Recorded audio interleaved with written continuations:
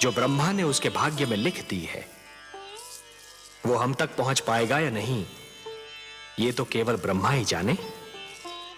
परंतु इस बालक के लिए आपके मन में इतना स्नेह क्यों उमड़ रहा है देवी? मैं नहीं जानती प्रभु, पर न जाने क्यों ऐसा लगता है जैसे ध्रुव मेरी ही संतान हो। इतना महान स्थान दे दिया उसे आपने। क्यों? क्या वो इस स्थान के योग्य नहीं? इतनी छोटी सी आयु में इतना बड़ा निर्णय, इतना दृढ़ निश्चय, ये सब महानता के लक्षण नहीं है तो और क्या है?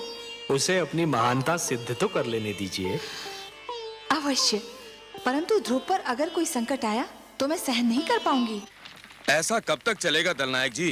क्यों, क्या हुआ? क्या हुआ? अरे इतने दिन हो गए, कोई भी यजमान हाथ नहीं आया। अगर यही दशा रही तो हम सब भूखे मर जाएंगे। बात तो तुमने ठीक कही है मित्र, पर क्या किया जाए? लगता है यात्री ये मार्ग ही भूल गए हैं। इतने लोगों को लूटा है हमने कि लोगों ने इधर से आना जाना ही छोड़ दिया है।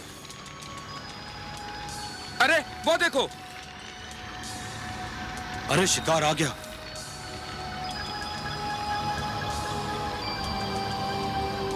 वन देवता ने सुन ली हमारी। कोई बालक है, कोई भी हो, लगता धनी है। सारा शरीर गहनों से ढका है। गहने छीनकर ठिकाने लगा देंगे। गहने छीनने तक तो ठीक है, पर इतने छोटे बालक को मारना। मती मारी गई है तुम्हारी। यदि कोई राजकुमार हुआ तो इसे छोड़ दिया तो जाकर राजा की सेना ले आएगा और हम सब चुन चुन कर मार दिए जाएंगे। चलो।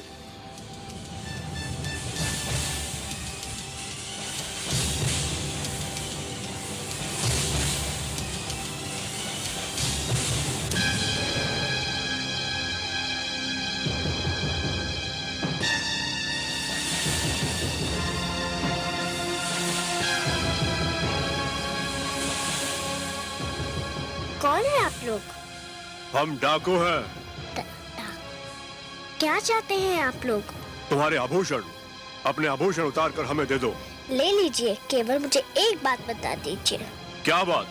मैं अपने सारे आभूषण आपको दे दूंगा। मुझे बस ये बता दीजिए कि भगवान विष्णु कहाँ रहते हैं। भगवान विष्णु? हाँ, मैं उनसे मिलना चाहता हूँ। आपको तो पता होगा कि वो कहाँ रहते हैं। हाँ, क्यों नहीं, क्यों नहीं। हम तुम्हें जरूर उनके पास ले चलेंगे, पर पहले अपने ये आभूषण हमें दे दो।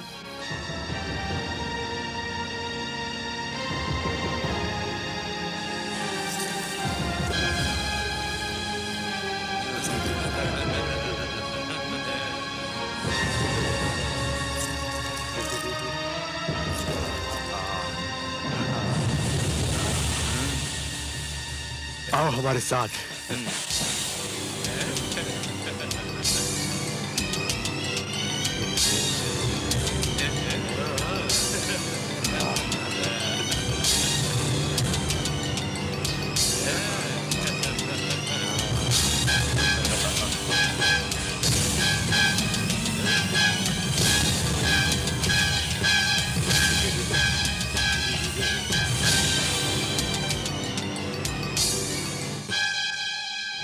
यहाँ से तुम सीधा विष्णु के पास पहुंच जाओगे।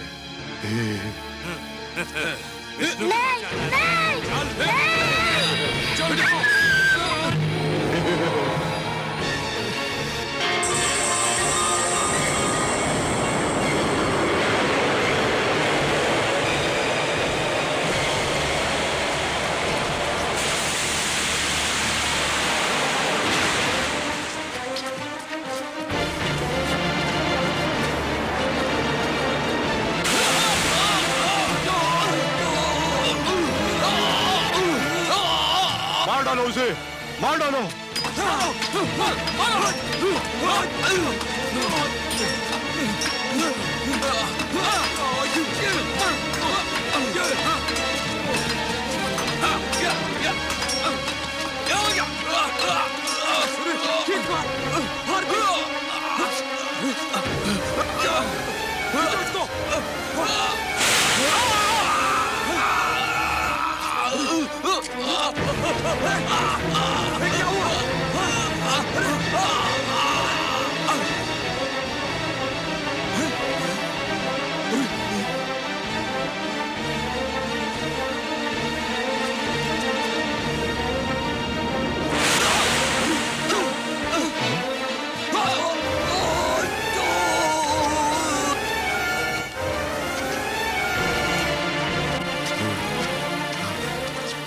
सांप को ढूंढो, उस बालक को भी ढूंढो। वो देखो,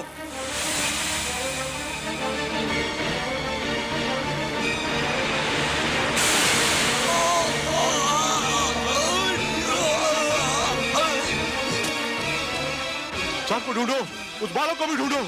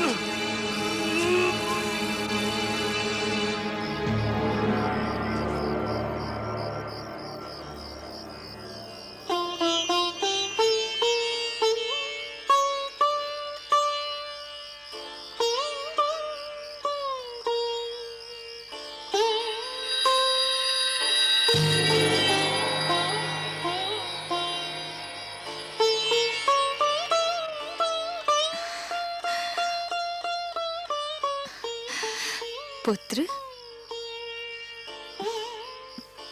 आप कौन है माता? तुमने तो माता कहकर स्वयं ही बता दिया कि मैं कौन हूँ। अब मैं क्या बताऊँ? समझ लो तुम्हारी माता ही हूँ। इन लोगों को क्या हुआ? इनको इनके किए का दंड मिल गया। ये लुटेरे थे और तुम्हें मार डालना चाहते थे।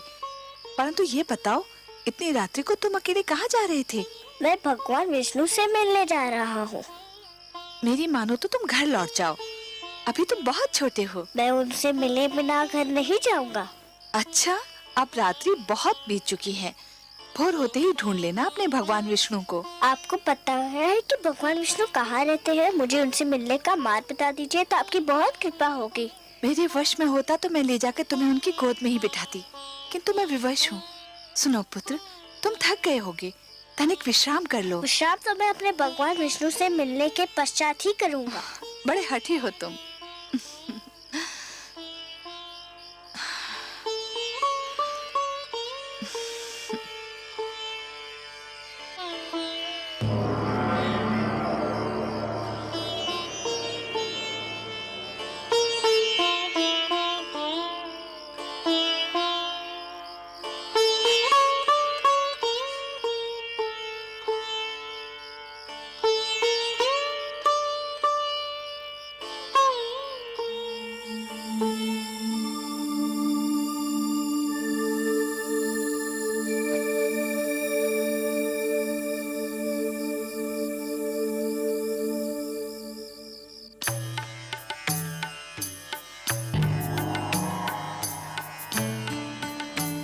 आइए महादेवी, आइए। आज तो आपने हमको भी अचरज में डाल दिया। अचरज में? और वो भी आपको मायापति? मेरी किस बात से आपको आश्चर्य हुआ? शीतल जल यदि दहकती अग्नि बन जाए, चंद्रमा ठंडी चांदनी के स्थान पर यदि तपती धूप छिटकाने लगे, पुष्प की कोमल पंखुड़ी यदि धारदार कटार बन जाए तो आश्चर्य नहीं होगा देवी। अपने पुजारियों पर धन की वर्षा करने वाली देवी को जब हमने ध्रुव के शत्रुओं पर विष की वर्षा करते देखा तो हमें भी कौतूहल हुआ। मैं क्या करती नारायण, मुझसे रहा नहीं गया। वो हत्यारे अगर ध्रुव के प्राण ले लेते तो मैं स्वयं को कभी क्षमा नहीं कर पाती। आप जानते हैं ना, वो हत्यारे ध्रुव के प्राण लेना चाहते थे। जानता हूं, भली भांति जानता हूं, और कुछ और भी जानता हूं। क्या? यही कि हो सकता है कि विधाता ने ध्रुव के भाग्य में यूं मरना लिखा ही न हो। उसके भाग्य में यह लिखा हो कि आप उसके प्राणों की रक्षा करेंगी और अपने ममतामयी हाथों से उसे थपकियां देकर सुलाएंगी, क्योंकि देवी होता तो वही है जो भाग्य में लिखा है। मैं नहीं जानती, लेकिन उस बालक को देखकर मेरे मन में ममता का सागर उमड़ने लगता है। नारायण, वो कितनी लगन से आपको ढूंढ रहा है। आप स्वयं जाकर उसे अपने दर्शन क्यों नहीं देते? हम विधाता के कार्यों में हस्तक्षेप नहीं कर सकते देवी, विधाता के कार्यों में हस्तक्षेप नहीं कर सकते। ध्रुव को वो सब मिलेगा जो उसके भाग्य में लिखा है। आपका लाडला अब जागने वाला होगा, धरती पर भोर होने वाली है। भोर होते देखकर मेरा मन कांप रहा है। क्यों देवी, किस कारण? भोर हुई और सुनीति ने अपने लाल को ना पाया तो उसकी क्या दशा होगी? वो तो दुख से पागल हो जाएगी।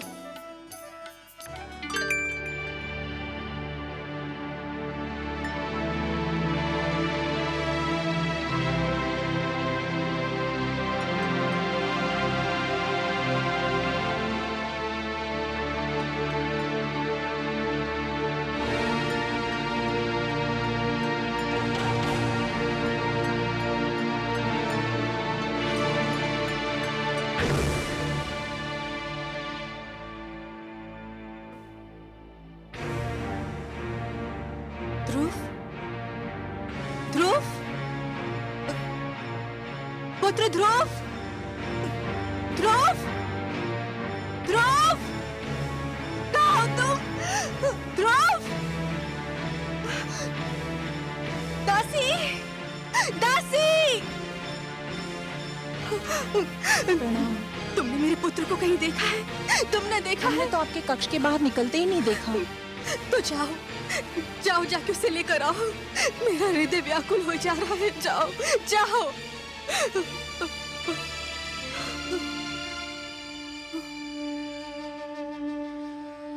महाराज ध्रुव को अवश्य ढूंढ निकालेंगे। हाँ, मुझे महाराज के पास जाना चाहिए। मुझे महाराज के पास जाना चाहिए।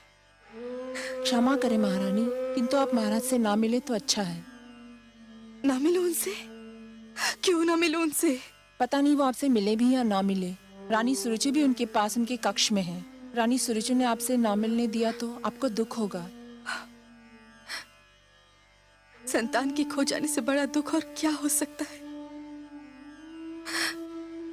इससे बड़ा दुख मुझे और कोई क्या दे सकता है? महाराज ध्रुव के पिता हैं। मुझे उनसे मिलना ही चाहिए।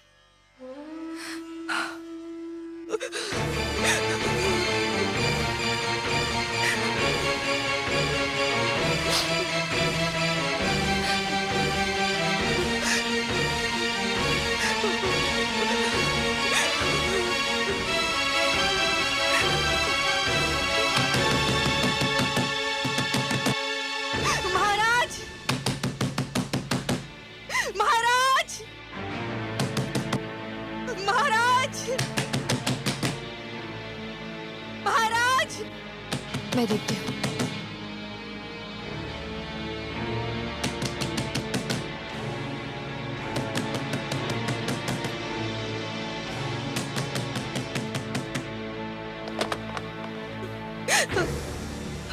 महाराज,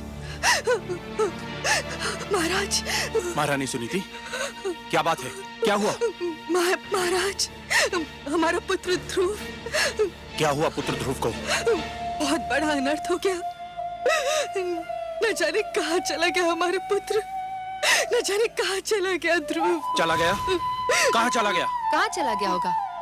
अरे यही कहीं राजभवन में खेल रहा होगा। दासियों ने राजभवन का कोना कोना छान मारा है, उसका कहीं पता नहीं चला। महाराज आप उसे ढूंढ निकालिए, नहीं तो मैं रो रो के अपने प्राण दे दूंगी।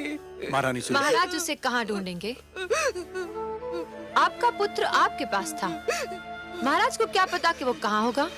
महाराज मेरा सब कुछ छीन लीजिए, किंतु मेरा लाल मुझे लौटा दीजिए। एक उसी का तो सहारा था मुझे, उसी का मुख तो देख देख के जीती थी मैं। धीरज रखिए महारानी सुनीति। कैसे धीरज रखूं, कैसे धीरज रखूं? उसने कहा था कि वो भगवान विष्णु से मिलना चाहता है। मैं समझी कि वो बचपने में कह रहा है। भगवान विष्णु से मिलने? हाँ, आपसे मिलने के पश्चात वो बहुत उदास हो गया था, न जाने कहाँ भटक रहा होगा वो। अगर वो मुझे नहीं मिला ना, तो मैं आपको कभी भी क्षमा नहीं करूंगी। मैं आपको कभी भी क्षमा नहीं करूंगी। मैं आपको कभी भी क्षमा नहीं करूंगी। महारानी सुनीति, महारानी सुनीति, महारानी सुनीति, महारानी सुनीति, महारानी सुनीति मूर्छित हो गई हैं। जल्दी से जल लेकर आइए। आपको दिखाने के लिए ढोंग कर रही है, ये सब आडंबर है।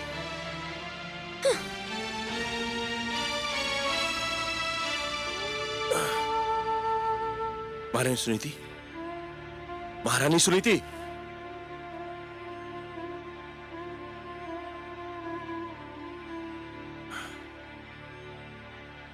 दासी जल्दी से जल लेकर आओ।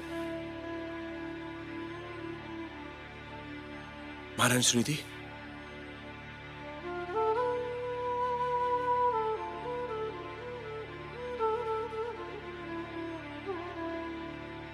महारानी सुनीति, महारानी सुनीति। ध्रुव, ध्रुव,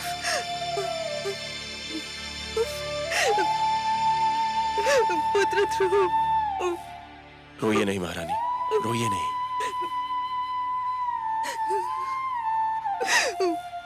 वो भगवान विष्णु से मिलने का हट कर रहा था, मुझे क्या पता था कि वो स्वयं ही चला जाएगा। घबराइए नहीं महारानी, वो चला भी गया है तो बहुत दूर तक नहीं गया होगा। आप अपने कक्ष में जाइए, मैं तुरंत ही अपने सैनिकों को ध्रुव को ढूंढने के लिए भेजता हूँ। सैनिकों को भेजोगे? स्वयं नहीं जाओगे अपने पुत्र को ढूंढने? पिताश्री आप? पर तुम कैसे जाओगे? जो स्वयं मोह की राहों में भटक रहा हो वो किसी को क्या ढूंढेगा?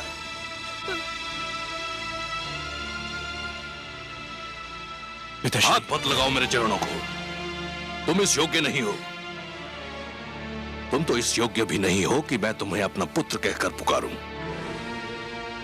उस मनु का पुत्र जिसने आचरण के आदर्श बनाए, जिसने राजधर्म को जन्म दिया,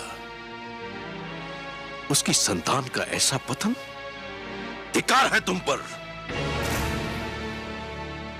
जिसके नाम पर धरतीवासी स्वयं को मानव कहकर धन्य होते हैं। मैं तो राजकाज और परिवार का भार तुम्हारे हाथ सौंपकर संतुष्ट हुआ था, पर कदाचित ये मेरी भूल थी। तुम इसके योग्य नहीं थे। परंतु पिताश्री, मैंने राजकाज का कार्य संभालने में कोई भूल नहीं की। मेरी प्रजा मुझसे प्रसन्न है। तुम्हारी प्रजा तुमसे प्रसन्न है, और ये नारी, क्या ये तुम्हारी प्रजा नहीं? केवल इसलिए कि इसने तुम्हारी पत्नी बनना स्वीकार कर लिया।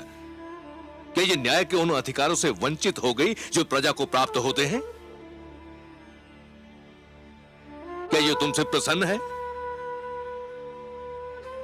क्या अपराध किया था इसने जो इस गुणवंती के अधिकार छीनकर तुमने उस गुणहीन को दे दिए? क्या तुम्हारा पुत्र तुम्हारी प्रजा नहीं है, जिसका अपमान देखकर भी तुम चुप रहे, और केवल आज तुम्हारे कारण वो अनजानी राहों में भटक रहा है? मुझसे भूल हो गई पिताश्री। भूल मान लेने से भूल के दुष्परिणामों का अंत नहीं होता।